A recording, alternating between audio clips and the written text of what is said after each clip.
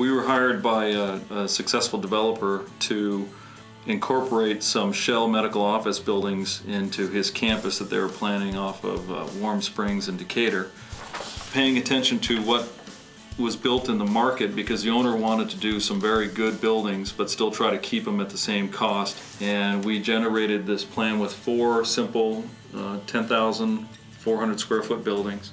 What I think is most important to me is that we, as we do with most every other project, is research what the competitors have done, both good and bad.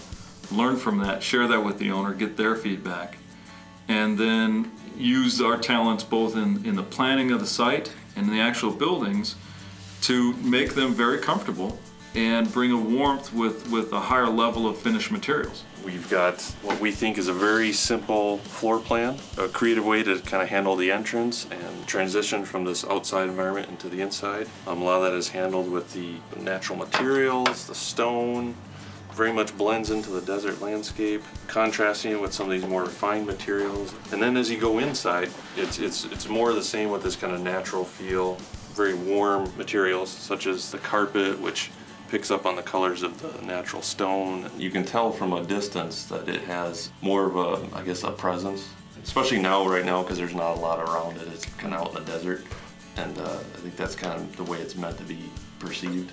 Unfortunately, you see how some of the other buildings next door to it that don't do that, and maybe that starts to play off of that. But yeah, I would agree. There's a lot to be said that these are very nice office buildings, but they're done at the same price as other similar ones that I would think the owners would say, hey, this is an A building relative to some other ones that are B, but at the same cost.